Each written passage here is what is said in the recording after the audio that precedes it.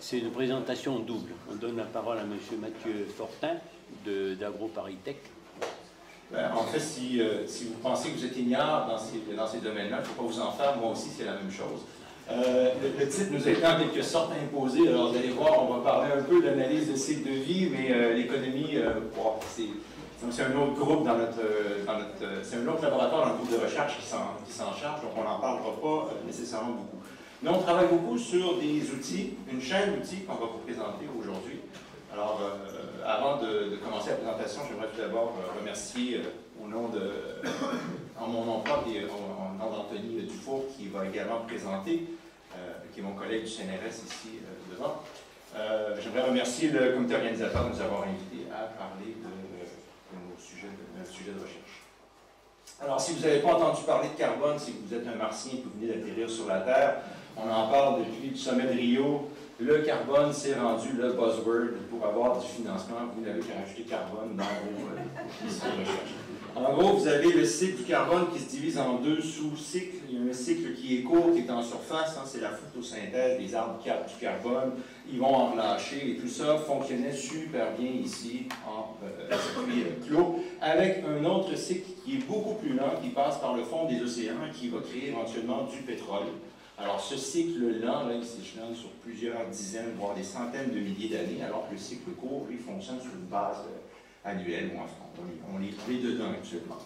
Et à la fin, au milieu du 19e siècle, l'être humain a eu la bonne idée pour augmenter sa qualité de vie, de commencer à brûler des hydrocarbures. Alors, le gros problème du carbone, c'est très très simple. On prend du carbone du cycle lent et on vient le pomper et on le met dans le cycle court. Et on se retrouve avec, malheureusement, plus de carbone dans le cycle court qu'on devrait en avoir. Et on a nos quantités de carbone atmosphérique, notre concentration atmosphérique qui augmente. On est d'ailleurs passé à 400 ppm l'an dernier. C'est un record. Alors, les chiffres ici, pour vous donner des ordres de grandeur, on parle de pétagrammes, 120 pétagrammes. Alors, si vous ne savez pas c'est quoi un pétagramme, c'est 10 à la 15. Donc, pour mettre ça un peu plus simple, c'est des milliards de tonnes. Donc, les flux du cycle, annuellement, la photosynthèse, ça capte 120 milliards de tonnes de carbone par année. Les plantes en relâchent à peu près la moitié de la décomposition. Donc, on a des flux qui sont très, très, très importants dans le cycle court, alors que le cycle lent, ici, a des flux qui sont très, très faibles. Donc, le pétrole, il s'en crée très, très peu annuellement, si vous voulez. Et nous, on le brûle beaucoup plus vite. Donc, c'est ce qui nous a amené finalement à ce genre de constat. On remarque que les températures annuelles moyennes sur la Terre ont augmenté. Et d'après les prévisions du GIEC, le panel international sur le changement climatique, on prévoit des augmentations, vous avez tous vu ce graphique-là, des augmentations entre 1 et 4 degrés Celsius selon les scénarios démographiques et de consommation d'hydrocarbures. Donc, tout ça, comment on fait pour limiter la hausse de température? On a créé, c'est le cas de le dire, une usine à gaz, la comptabilité carbone. Donc aujourd'hui, tous les pays qui sont adhérents au protocole de Kyoto doivent déclarer leur séquestration ou principalement leurs émissions de carbone dans différents secteurs. Et il y a un secteur qui nous intéresse particulièrement dans la forêt, c'est Land Use Change and Forestry. On l'appelle LULUCF, ça peut vous dire quelque chose. Donc les pays déclarent leur comptabilité carbone, ce qu'ils ont émis ou ce qu'ils ont séquestré à chaque année. Et ça entre partiellement, sous le protocole de Kyoto, ça entrait partiellement en ligne de compte dans le bilan annuel. En France, pour vous donner un exemple, la séquestration des forêts françaises, la forêt française, là, elle n'est pas en perdition, au contraire, elle est en expansion. La forêt séquestre à peu près 10% des émissions totales de la France, ce qui n'est pas négligeable. Malheureusement, sous le protocole de Kyoto, on ne pouvait pas comptabiliser l'ensemble de cette séquestration, ce qui donnait un portrait faussé. Avec les prochains accords qui ont tendance à, cette année négociation tendance à s'éterniser, on devrait être en mesure de considérer entièrement le potentiel de la forêt. Alors la forêt, c'est quoi? C'est composé d'arbres, et l'arbre, c'est quelque chose de magnifique. L'arbre, c'est deux choses. C'est une pompe à carbone, une pompe super efficace, et c'est en même temps une source d'énergie verte. Source d'énergie verte, c'est quoi? En fait, c'est une source d'énergie qui ne fera pas intervenir le cycle lent, on l'avait tout à l'heure. Donc, on propose d'utiliser, au lieu d'utiliser des hydrocarbures, on suggère d'utiliser des énergies vertes, comme l'énergie éolienne, ou le bois énergie, en substitution aux énergies fossiles. Donc, de cette façon-là, si on utilise plus de bois, on devrait, en théorie, dans la société, diminuer notre consommation d'hydrocarbures. On devrait moins pomper de carbone du cycle lent dans le cycle court. Donc, c'est une source d'énergie, mais c'est également, si l'arbre, on le laisse sur pied en forêt, c'est une pompe à carbone. Et c'est une pompe super efficace. Alors, je ne sais pas si vous savez un peu, vous avez des ordres de grandeur. Un arbre de 30 cm, ça fait à peu près 1 mètre cube de bois commercial. 1 mètre cube de bois commercial, c'est à peu près 2 tonnes de CO2 équivalent. Okay? Donc, 2 tonnes, c'est relativement... c'est assez élevé. Votre voiture, quand vous avez, si vous avez comme moi une Peugeot 207, là, vous émettez à chaque kilomètre, vous émettez 110 grammes de CO2. Donc, vous voyez, 2 tonnes dans un arbre, 110 grammes au kilomètre. Il y a quand même beaucoup de carbone dans les arbres, mais il y a aussi beaucoup de voitures sur les routes. Donc, à l'aide de nos modèles, il y a une comptabilité carbone qui s'est développée depuis à peu près une quinzaine d'années. Donc, pour comptabiliser le carbone de la forêt, qu'est-ce qu'on fait? On utilise des modèles de croissance forestière. C'est-à-dire, si on veut savoir la quantité de carbone qu'on va avoir dans le futur, ou si on veut trouver les itinéraires sylvicoles qui vont maximiser la séquestration du carbone en forêt, en gros, on utilise des modèles de croissance forestière qui nous donnent des volumes commerciaux. Et il y a une correspondance assez facile à faire entre le volume commercial et les équivalents CO2, ou le carbone, comme je vous l'ai dit tout à l'heure. 1 mètre cube de bois commercial, à peu près 2 tonnes de CO2. Donc, on arrive à faire des courbes comme celle-ci, sur la biomasse aérienne. On arrive également à estimer la biomasse souterraine et la quantité de matière morte qui va rester au sol. Maintenant, en forêt, qu'est-ce qu'on fait aussi? On va couper des arbres et ces arbres-là, on va en faire des produits forestiers. On arrive aussi à suivre aujourd'hui nos produits forestiers, ce qu'on a, c'est-à-dire le panier de produits. On ne produit pas que du bois énergie, on va produire aussi des sillages qui vont faire des charpentes, des planchers. Et tout ça, selon la nature du produit, tous ces produits ont des durées de vie différentes. Donc, on arrive à les suivre aussi et à estimer le carbone qui est contenu dans nos produits bois et à quelle vitesse on va le relâcher dans l'atmosphère. Évidemment, si vous avez du bois énergie, vous le brûlez, vous le relâchez rapidement dans l'atmosphère. Un plancher, en moyenne, on peut penser une durée de vie de 40 ans. Donc, il y a des planchers qui vont durer 80, d'autres planchers moins, mais en moyenne 40 ans. Donc, on arrive à comptabiliser le carbone qu'on a dans nos produits. Et à partir de ces études-là, et ça c'est une étude française qu'on a réalisée sur le chêne, il y en a d'autres qui ont été faites sur différentes espèces, on en arrive généralement à la conclusion que plus on laisse la forêt capitaliser, eh bien, plus on a des itinéraires qui sont performants en termes de carbone. Sauf qu'on en arrive un peu à l'idée que finalement il faudrait presque laisser la forêt pousser et ne jamais la couper pour séquestrer du carbone, pour maximiser la séquestration du carbone.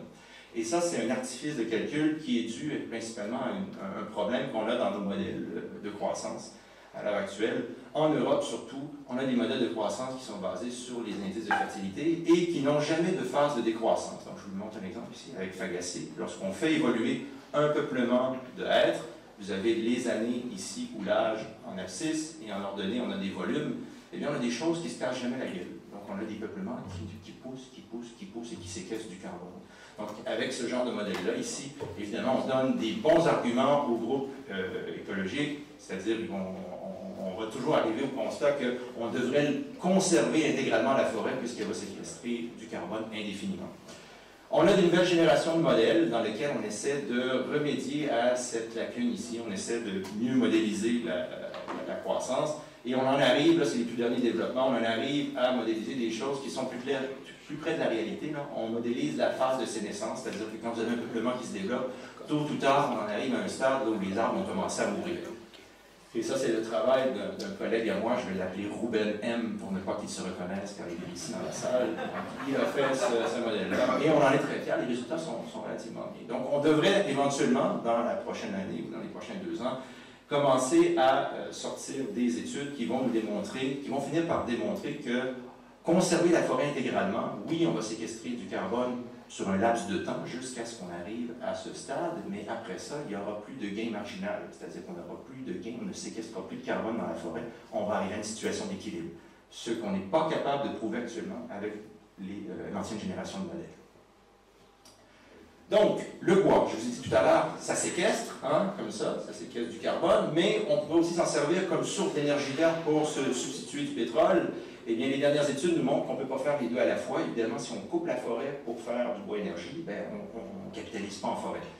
Et certaines études ont démontré que finalement, il y a un arbitrage à faire entre les deux stratégies d'atténuation. C'est-à-dire que si vous essayez de décapitaliser la forêt pour produire plus de bois énergie, pour éviter de consommer des hydrocarbures, ben, globalement, là, initialement, sur les premières décennies, vous avez une perte. En fait, vous creusez. Vous avez une espèce de dette qui va se compenser au bout de quelques décennies. Donc, par exemple, dans le cas suivant, là, vous voyez la courbe rouge ici, elle va retraverser le point zéro. Là, au bout de 60-70 ans, on va commencer à avoir finalement un gain net. Alors qu'avant, on a plutôt une perte.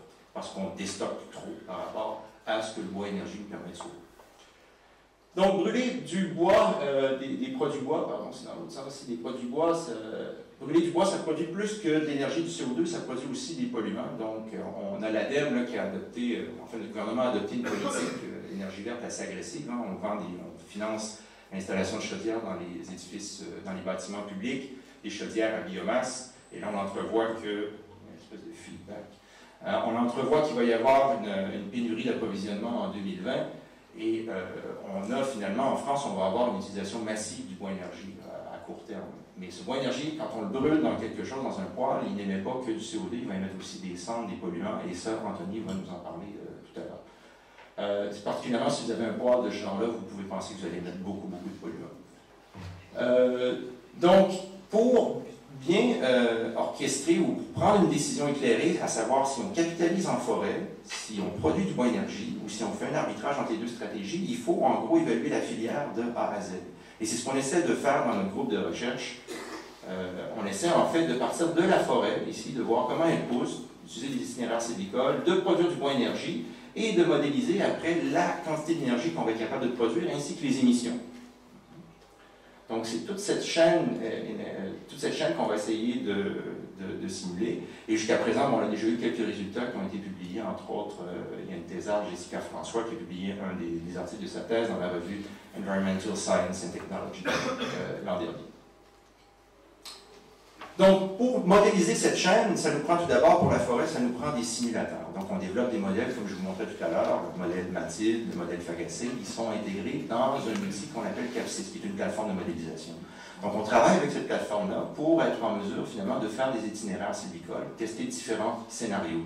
Donc, vous avez ici, pour un itinéraire sylvicole, avec le modèle Mathilde, on a des évolutions en volume, en surface terrière, et ainsi de suite. Et le volume, on va facilement le convertir, comme je vous le montrais tout à l'heure, en carbone. Donc, c'est le premier outil, ça nous permet vraiment de modéliser la partie forêt. Maintenant, ce qu'on sort de notre forêt, c'est là que ça devient un peu plus compliqué. Je reviens à la précédente. Là, des modèles de croissance comme ça, on en a depuis des décennies. Par contre, lorsqu'on a des produits bois, modéliser comment nos billons qu'on a récoltés en forêt vont se comporter dans la filière, qu'est-ce qu'on va en tirer de nos billons, est-ce qu'on va en tirer plus ou moins de bois énergie, des sillages, et ainsi de suite. Cette partie-là, c'est relativement récent. Il faut arriver à modéliser la filière. Donc, on travaille, on développe des outils, entre autres ici, c'est un outil qu'on appelle CAP, Carbon Assessment Tool, dans lequel on peut modéliser la filière. Ici, vous en avez une toute simple, dans laquelle on envoie des billons de certaines qualités. On va les envoyer directement en bois énergie, on va les envoyer en CHP, on va faire des charpentes. Après ça, on peut gérer la fin de vie. Qu'est-ce qu'on fait avec le bois? Est-ce qu'on le recycle en bois énergie? Est-ce que ça revient en panneau? Donc ici, vous avez une filière très, très simple. Nous, on utilise des filières, évidemment, qui sont très, très, très compliquées. Si je vous montrais celle qu'on utilise pour la hêtre, elle ne rentre pas sur le tableau ici. Là. Vous avez, ça ressemble à une grosse toile d'araignée. Donc, tout ça nous permet non seulement de, ici vous avez la courbe noire, tout ça nous permet non seulement d'estimer ce qui se passe en forêt, mais ce qui se passe également dans les produits bois. Vous avez la courbe en bleu clair ici, là, qui correspond à toutes les fois qu'on a une éclaircie ou une coupe. On évalue le carbone qui se retrouve dans les produits bois. Donc ici, après la coupe finale, on a du carbone dans les produits bois qui va se consommer assez rapidement, parce que c'est du bois énergie. Et la partie des charpentes, ici, va durer plus longtemps. Donc je vais laisser la parole à Anthony Dufour, du CNRS.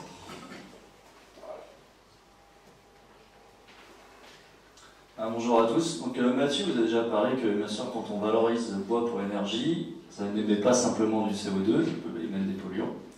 Mais aussi il y a un autre principal enjeu lié au bois, c'est que bien sûr vous savez tous que le bois c'est un solide, et il a une bien moins faible densité énergétique que le pétrole. Donc finalement si on veut un petit peu intensifier l'utilisation du bois, l'idéal ce serait, on ne pourrait pas faire comme ça, mettre du bois directement dans la voiture, quoique il y avait des gazogènes pendant la Deuxième Guerre mondiale qui fonctionnaient au bois ou au charbon de bois. Mais bien sûr l'idéal serait de transformer le bois en liquide ou en gaz. Alors ici, je vous rappelle juste les principaux procédés de conversion du bois en énergie. C'est juste un petit rappel. Bien sûr, tout le monde connaît la combustion. La combustion, c'est à haute température.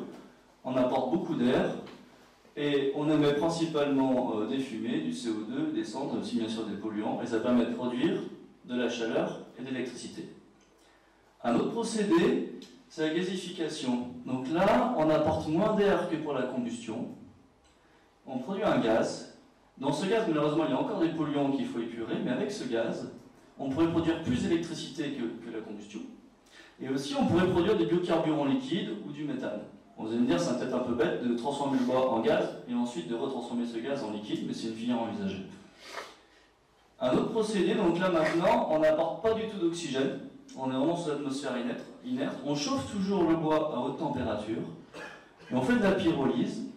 Ça forme le bon vieux charbon de bois. Ça forme aussi encore des gaz. Et ça forme aussi des jus de bois. On peut appeler ça plutôt sinon des biohuiles. Et donc, avec le charbon, on pourrait faire plein d'applications. Finalement, le charbon, ça paraît ancien, mais ça peut être un produit assez moderne aussi. Et les biohuiles, on pourrait les injecter dans les raffineries actuelles. Bien sûr, il faudrait modifier les raffineries. Mais on pourrait faire du co-processing de biohuile et de pétrole dans les raffineries. Et enfin, le dernier procédé, donc là, on n'apporte vraiment pas du tout d'air, on apporte plutôt de l'hydrogène sous une haute pression. Et là, l'objectif, c'est d'augmenter la production de liquide de bois. C'est une haute pression d'hydrogène, en plus, va permettre d'enlever l'oxygène qui est présent dans le bois pour un petit peu simuler la formation du pétrole qui a lieu sur les temps géologiques, mais là pour un petit peu accélérer cette formation d'hydrocarbures. Et aussi, bien sûr, on propose des biocarburants, mais aussi des produits chimiques à partir du bois. Alors, dans nos études, on a étudié différents scénarios pour évaluer en fait, un petit peu donc, la durabilité des filières bois-énergie, comme Mathieu l'a présenté, en allant de la forêt, du sol, aux usages du bois, jusqu'à la valorisation énergétique du bois. Alors, on a étudié bien sûr différents types de pré-traitements. Pour la combustion, simplement le bon bois bûche, qui est une filière très courte. Les plaquettes forestières, je pense que vous connaissez tous les plaquettes forestières, qui est un petit peu le combustible industriel bois. Et les granulés qui sont produits à partir de bois vraiment pulvérisé et ensuite compressé. Alors bien sûr, après, à chaque fois qu'on parle de bois énergie, on nous dit attention, les distances de transport, vous allez émettre bien plus de CO2 par le transport de votre combustible bois que ce que vous n'allez éviter en émissions de pétrole. Alors bien sûr, on a étudié différentes distances de transport, mais on n'a pas pris en compte des distances de transport très très longues. Par exemple, si on prend des granulés qui viennent du Canada, parce que c'est un petit peu une hérésie. Donc, étudier distances de transport. Et pour la combustion, différentes technologies, donc en collaboration avec le LERMAB, et c'est pour avoir l'effet de la technologie justement sur les émissions de polluants. Alors, Mathieu vous a déjà présenté ce type de schéma, où donc on a la croissance de la forêt, la filière de transport du bois, de pré-traitement du bois, et notre unité de conversion du bois en énergie. En fait, ce qu'on fait dans notre équipe, on modélise ensemble de cette filière sous un logiciel de modélisation de procédés qui s'appelle Aspen Plus, qui est assez connu par le monde pétrolier. C'est un logiciel très global de modélisation de procédés, et dans ce logiciel, on intègre toute la filière. On intègre même en fait la forêt comme un espèce de procédé spécial, qui a finalement une très très grande surface d'échange, mais qui pousse finalement doucement par rapport à notre procédé ici qui brûle très vite du bois. Donc là c'est un exemple de modélisation, je vous passe les détails, c'est un peu plus compliqué que ça en fait. Donc c'est juste un exemple de résultat pour la combustion du bois. Si on considère la combustion de bois bûche ou la combustion de granulés, et ici c'est en fait l'impact réchauffement climatique de toute la filière. Et un élément que je voulais apporter à votre attention, c'est que bien sûr ici, vous voyez que le bois bûche a un meilleur impact réchauffement climatique que le granulé parce qu'il y a moins de pré-traitement du bois. On ne broie pas le bois sous forme de petites poussières. Évidemment, c'est une filière plus simple. Mais un élément important, c'est qu'ici, on a différentes méthodes de calcul de l'impact réchauffement climatique. C'est des méthodologies d'analyse du cycle de vie. Et on voit bien que ici, si on prend en compte ce polluant qui est très mineur, qui est vraiment émis sous des quantités très très faibles par le procédé de combustion, on voit bien que l'impact réchauffement climatique n'est pas du tout le même. Donc en fait, quand on va faire des études bilan carbone de toute la filière, c'est très important de bien modéliser, de bien prendre en compte toutes ces émissions de polluants. Alors ici, maintenant, je vous montre un autre exemple de résultat. Ici, c'est pour un autre type de procédé, pour la gazification, et donc à plus haute échelle. Là, on est plutôt à l'échelle de la ville de Nancy, sur à peu près 5000 foyers. Donc là, c'est un exemple de filière où on part de la forêt, avec l'énergie solaire qui est absorbée. C'est le bilan énergétique, ici. Ici, il y a tout le bilan de la filière bois que Mathieu vous a présenté auparavant. Donc ici, on a par exemple les bois de scierie, les résidus qui vont aussi donc, être transportés et aller à l'unité de gazification qui permet de produire de la chaleur et de l'électricité. Donc là, vous avez un espèce de bilan énergétique global de toute la filière et aussi qui intègre les autres usages du bois. Pas seulement le bois énergie, hein, le bois papetier, la papeterie et scierie. Alors ici maintenant, aussi pour cette même filière, vous avez le bilan carbone. Donc ici, on a notre unité de gazification. Donc on a le carbone qui est pompé par la forêt. Ici, c'est tout le carbone qui rentre dans la filière bois-énergie. Et finalement, ici, les émissions de carbone, principalement sous forme de CO2, mais aussi sous forme de polluants. Ah non, je vous donne la parole à Mathieu. Pas pour très longtemps. Ah, c'est bon, je termine dans 3 diapos. Donc, dans l'étude que vous mentionnez, Anthony, pour alimenter 5000 foyers, d'après ce qu'on regardait, là, avec la sylviculture actuelle, ça nous prend à peu près 20% des hêtraies lorraines pour fournir 5000 foyers. Donc, on voit que le gisement, il n'est pas infini. Bon, ces études-là, elles reposent encore sur de nombreuses hypothèses qu'on essaie de faire sauter. Là, entre autres, on a une hypothèse en matière de forêt. Là, on a une hypothèse de forêt équilibrée, c'est-à-dire que toutes les classes d'âge sont également représentées. On a autant de forêts jeunes, intermédiaires et vieilles, ce qui n'est pas du tout vrai.